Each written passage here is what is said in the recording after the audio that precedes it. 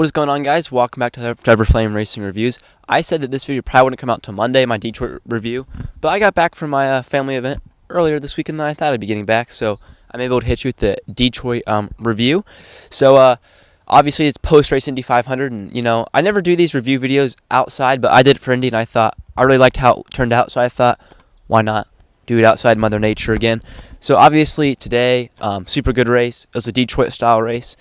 So as I was just breaking the results, Kyle Kirkwood, only 2 drivers have won INDYCAR races in 7 races, which is absurd. You've Alex Palou's won 5, and Kyle Kirkwood has won 2. And if you go back to 2021, we were 7 races, 7 winners, so really kind of an insane season. And if you think about if Kyle Kirkwood didn't get DQ'd from his 6th place in Indianapolis, where would Kyle Kirkwood be in the championship? Who knows? He's 3rd right now with 102 back, but where would he be if that didn't happen? I don't know. I'm not good with math, but he'd definitely be in 2nd. I wonder what the gap would be.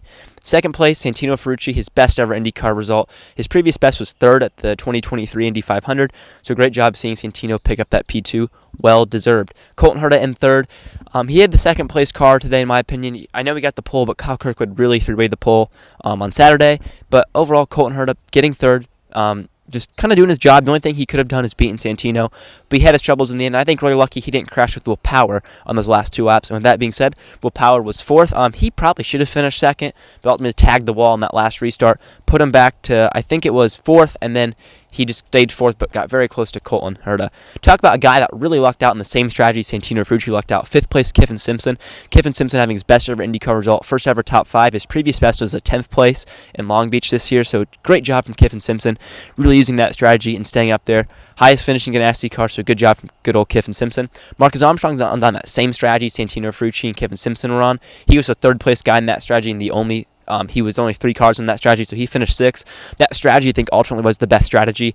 I just don't think very good cars were on that strategy today, but it would have been very interesting if you would have had a McLaren Penske or a Marcus Ericsson. I think off strategy with that would have been really cool. Pato Award in 7th. He's having a very Pato season. He's 2nd in the championship, 90 points back from Palou. He hasn't won a race, or I think really even he factored in Thermal Club. I mean, that's the only race he's truly factored in. He's had a very quiet year, but he's just getting it done. He's earning his money. Christian Lundgaard, same way. Has he factored in a race yet? No. But has he been fantastic? Yes. He's P8. Joseph Newgarden. I didn't think he was running that well today. I thought he was doing pretty bad, but he actually had a pretty good day. I thought he was running bad, but he wasn't. Very disappointing 2025 campaign for Joseph, but I think he'll take a 9th place for how his season's been going. Alexander Rossi, a very quiet 10th. In fact, I don't think they mentioned him once in the broadcast today. He was just 10th at the line. Scott Dixon, a very disappointing 2025 campaign. He ends up 11th, just outside the top 10. Disappointing for Scott to miss the top 10 again. I suspect Scott Dixon will be back in the later half of the season. We'll have to see. Or maybe this is the downfall of Dixon. We don't know. Scott McLaughlin, he's also had a disappointing year in 12th. He didn't do much today. He actually looked like he could have won the race today, but then he tagged Nolan Siegel on that restart, and it really set his day back. Marcus Ericsson, 13th, man. You got to be faster if your teammates are going to be on pole and then 1-3.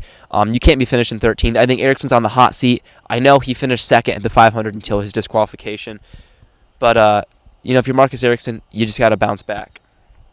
David Malukas, 14th. He was having a great day till he tagged Alex Palou. That really set his day back. Could have been a good day for good old Dave, but it just wasn't meant to be.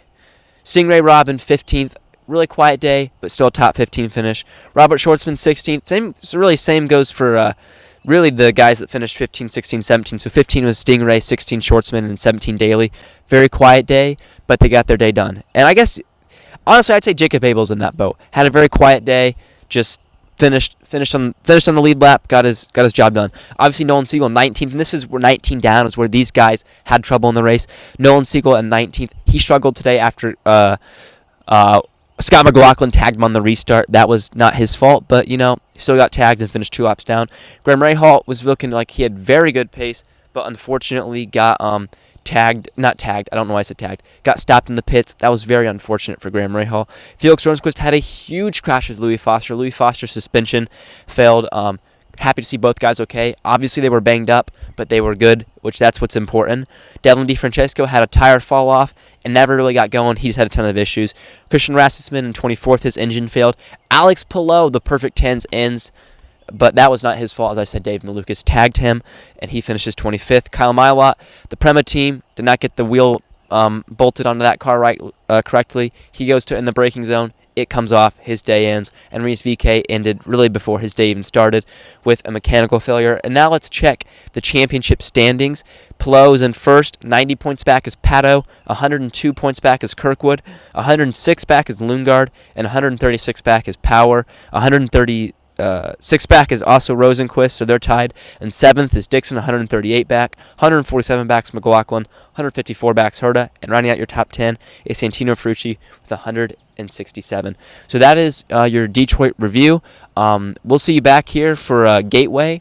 We'll have a preview and a review video for that.